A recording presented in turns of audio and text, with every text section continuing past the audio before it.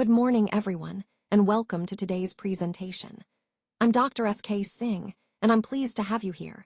Today, we will be exploring the topic of human error, specifically in relation to the Human Behavior Skill Matrix. Over the next few minutes, we'll look at how human errors occur, why they happen, and how understanding behavior skills can help us reduce mistakes. So, let's get started and dive into this important subject. Let's take a closer look at the Human Behavior Skill Matrix. Starting with the initiator, they make up about 5% of the total. These individuals may sometimes make human errors, but usually these stem from understanding gaps rather than skill gaps. It's important to recognize that even those who initiate actions can have room for improvement in comprehension. Moving on to the refiners, who represent roughly 20%. These folks might have issues related to overconfidence, which can lead to gaps in understanding or attention. Overconfidence often causes them to underestimate challenges or overlook details, so it's crucial to address that to improve overall performance. Next, we have the followers, making up about 50%. They are the largest group and contribute to various human errors, including lapses in attention, gaps in understanding, or skill deficiencies. Since they form the majority, focusing on supporting and training this group can significantly reduce errors. Then there are the negligent group, at around 15%. These individuals are the main contributors to behavioral gaps. Their mistakes are often due to complacency or neglect of proper procedures, so fostering greater awareness and accountability is vital here. Finally, we have the passive category, which accounts for about 10%. They can exhibit all categories of human error, often passively going along without questioning or double-checking. Recognizing and engaging this group actively can help mitigate widespread errors. Overall, understanding this matrix helps us identify where to focus our efforts in training and awareness, ultimately improving safety and performance across the board.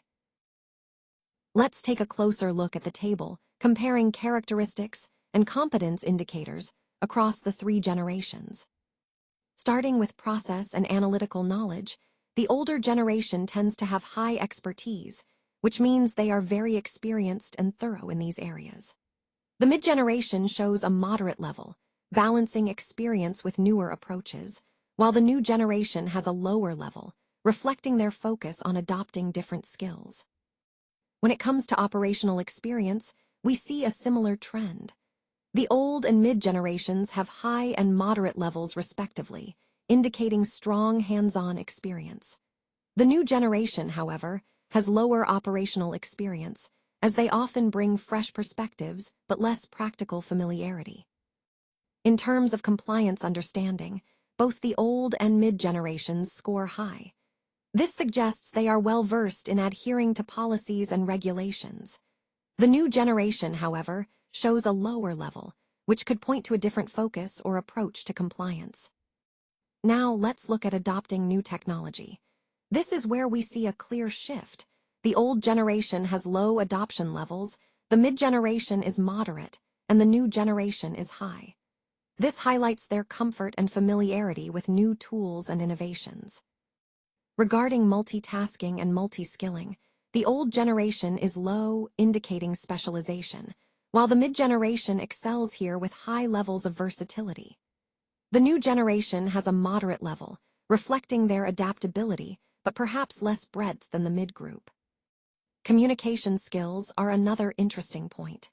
They are low in the old generation, but improve to moderate in the mid-group and become high in the new generation. This aligns with the emphasis on collaboration and communication skills in modern workplaces. Change acceptance follows a similar pattern. The old generation is less receptive, mid-generation more open, and the new generation highly accepting of change. This flexibility is crucial in today's fast-paced environment. When we consider dependability and ownership, both are high in the old and mid-generations, indicating strong responsibility and reliability. However, these traits are lower in the new generation, which might suggest different approaches to accountability.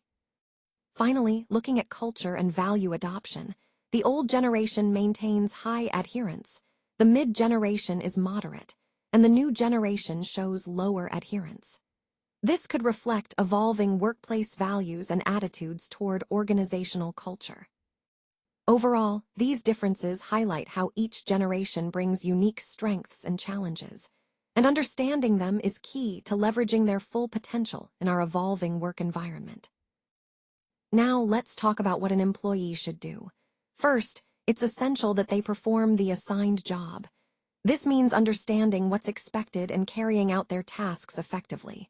But it's not just about doing the job, it's about doing it well. That's where competence comes into play. An employee needs to be competent to perform their duties successfully. So, what exactly is competence? It's the ability of an individual to perform their assigned job as required. And competence isn't just one thing, it's a combination of several key elements. It includes skills, which are the practical abilities needed to do the work. It also involves knowledge, the understanding of what needs to be done and why.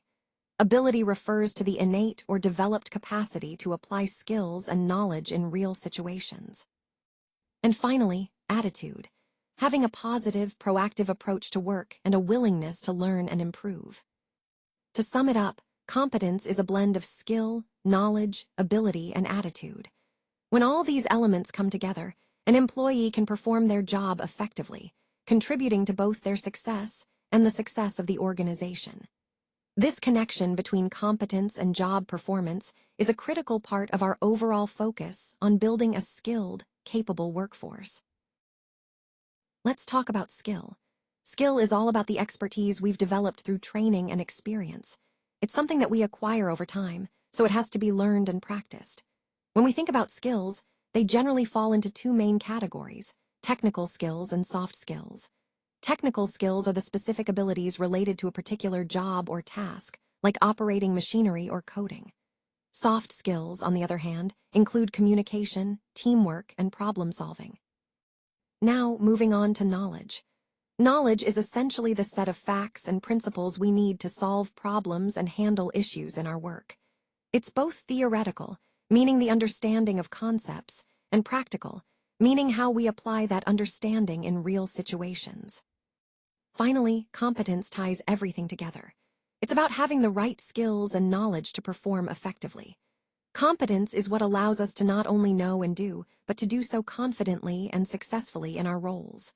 So, in the overall journey of professional growth, developing skills, gaining knowledge, and building competence are all interconnected and essential for success. Now let's talk about ability. Abilities are the things you're naturally good at. For example, some people have a talent for math, while others might be very artistic and creative. The good news is, even if something doesn't come easily at first, you can improve with practice. It's about developing what you already have and making it stronger. Next, let's look at attitude. An attitude is basically how you evaluate things around you, people, objects, events, or ideas. It can be positive or negative. For instance, you might complain because roses have thorns, or you can see the beauty in the roses despite the thorns. It's all about your way of thinking or behaving. Your attitude shapes how you respond to the world and can influence your overall success and happiness. Finally, we have competence. Competence is about having the necessary skills and knowledge to do something well. It's what makes you confident in your abilities and ready to face challenges. Developing competence often involves learning and practice, and it's essential for growth. When your abilities, attitude, and competence align, you're better equipped to achieve your goals and navigate your environment successfully. Let's take a closer look at what effective outcomes really depend on. On one side, we have competencies, which include both innate qualities and learned skills. Innate competencies are those natural abilities or personal characteristics we're born with, things like talent, instinct, or certain personality traits. These form the foundation of our potential. Then, on the other side, we have learned competencies. These are the knowledge, experiences, and skills we acquire over time through education and practice. Together, these create a complete picture of what we can achieve. Understanding the importance of competence is key, because it highlights how both natural talent and learned skills work together to produce effective results. Recognizing this helps us focus not only on developing new skills, but also on leveraging our innate strengths. Ultimately, the more we understand and develop these competencies, the more effective outcomes we can achieve, which ties directly back to our overall goal of continuous improvement and success. Let's talk about some key ways we can improve our performance and contribute more effectively. First, it's crucial to be attentive at work. Paying close attention helps us catch mistakes early and ensures quality. At the same time, it's important to keep our personal issues outside the organization so we can stay focused and professional. Following written instructions carefully is vital. These are our roadmap to doing things right the first time. Ensuring that we get things right the first time saves time and resources, so let's aim for that consistently. If anything is unclear, don't hesitate to ask for clarification. It's better to ask than to guess and make mistakes. If we feel we need more skills or knowledge, we should demand additional training. Continuous learning is part of growth. Also, deviations from standard procedures are sometimes acceptable. Don't be afraid to raise concerns if you see something that could be improved or deviates from norms. Transparency is key here. Being open about issues helps us find solutions faster. Learning to accept multitasking is another important point. It helps us adapt and manage different responsibilities efficiently. We should also imbibe a quality culture and adopt our company's core values. They are the foundation of our work ethic and success. Finally, ownership is essential. We need to see tasks as our responsibility, from the organization's perspective to our personal ownership. When we take ownership, we truly make a difference. From a doer's perspective, these are the ways we can move forward, by being proactive, responsible, and committed to continuous improvement. Now, let's look at some key strategies for the way forward from a manager's perspective. First, ensuring good inductions for new employees is crucial. It sets the tone and helps them integrate smoothly into the team. Next, identifying individual skills and properly allocating work ensures that everyone is working to their strengths, which boosts productivity and morale. Enhancing supervision is also vital. It keeps oversight tight and support available, helping to maintain high standards. Effective resource management is another critical area. Making sure we utilize our resources optimally prevents waste and ensures smooth operations. Periodic gap assessments, both in terms of facilities and procedures, help us stay ahead of potential issues and continuously improve our processes. Training our people in learning and fostering a culture of continuous improvement is essential for sustained growth and adaptability. Displaying workflows clearly can improve transparency and help everyone understand their roles better. Maintaining a no-blame culture encourages open communication, learning from mistakes without fear, which ultimately drives innovation. Regularly appreciating colleagues for their efforts boosts motivation and team cohesion. Cultivating a strong quality culture ensures we prioritize excellence in everything we do. Lastly, exploring generation-based training methodologies allows us to tailor our approaches to different workforce segments, making training more effective. All these elements together form a comprehensive approach to continuous improvement and sustainable success from a managerial standpoint. Now, looking ahead from a management perspective, there are several key areas we need to focus on to ensure continuous improvement and success. First, providing adequate resources is essential. Without the right support, our initiatives can't reach their full potential. We also plan to keep actively involved in our quality culture initiatives, because fostering a mindset of quality throughout the organization is vital. A culture of transparency and no blame is at the heart of this approach.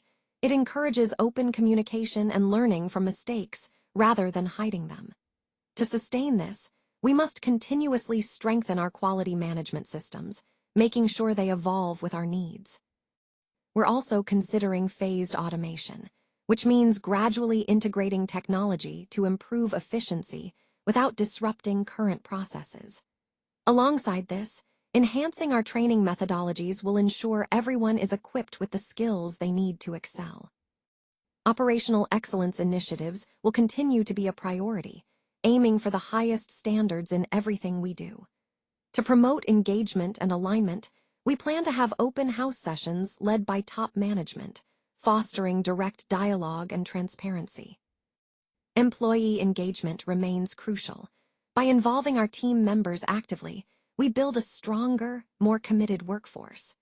And of course, our reward and recognition programs will play a vital role in motivating and celebrating achievements along the way. All these steps tie back to our overall goal: creating a sustainable, quality-driven organization where everyone is committed to excellence. Let's talk about some key strategies for reducing human error.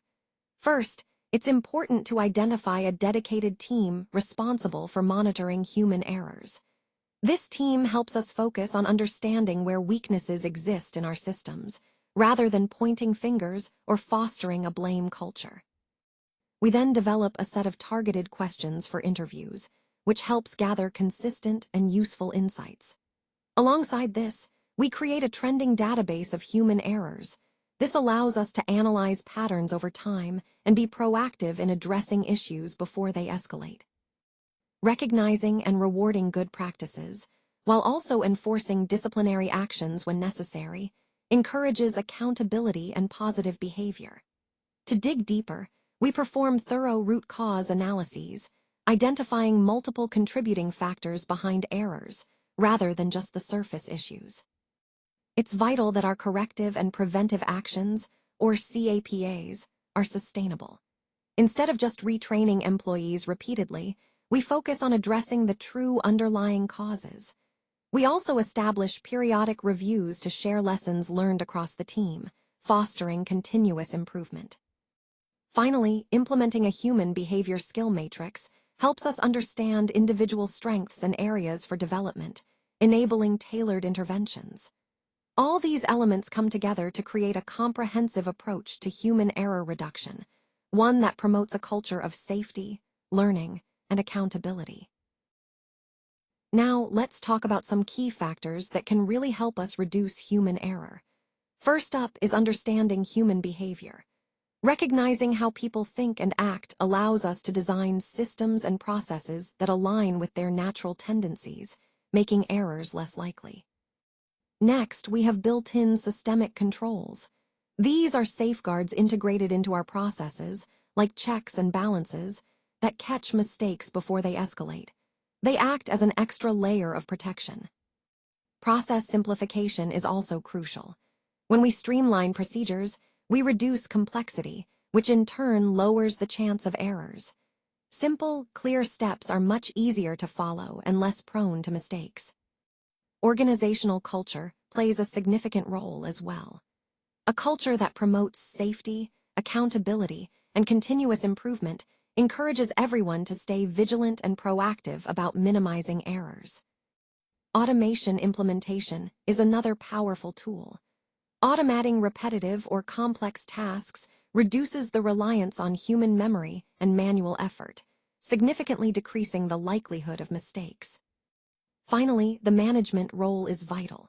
Leaders must foster an environment where safety and quality are prioritized, provide proper training, and ensure that systems are in place to support error reduction. All of these elements, when combined, highlight that yes, human error can be substantially reduced. It's about creating a supportive environment and smart systems that work with our natural behaviors rather than against them. Human errors do happen, and it's important to remember that when we see a deviation, we should categorize it as human error only after we've exhausted all other possible causes. We need to be thorough in our investigation to make sure we're not missing anything, whether it's a process issue, environmental factor, procedural gap, or system-based problem. Only after eliminating these should we attribute the cause to human error. Most deviations are small and can be traced back to human mistakes, but it's crucial that our investigation is detailed and comprehensive. This helps us identify the real root cause instead of jumping to conclusions. When we find it is human error, we can classify it into specific categories like attention gaps, understanding gaps, skill gaps, or behavioral gaps. Recognizing these distinctions helps us target the right corrective actions. The goal here is not to blame individuals, but to understand why the error occurred and take appropriate actions to prevent recurrence. We should focus on error-proofing processes, making it harder to make mistakes, rather than simply blaming people or duplicating efforts.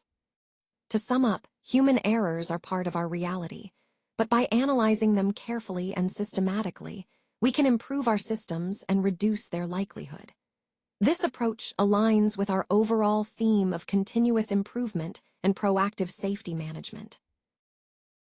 For further support, please feel free to contact us. We're here to help you with any questions or additional information you might need. And with that, I want to thank you all sincerely for your attention and engagement throughout this presentation. Your interest and participation are what make these discussions valuable. Remember, we're always available to assist you, so don't hesitate to reach out. Thank you again, and I look forward to connecting with you soon.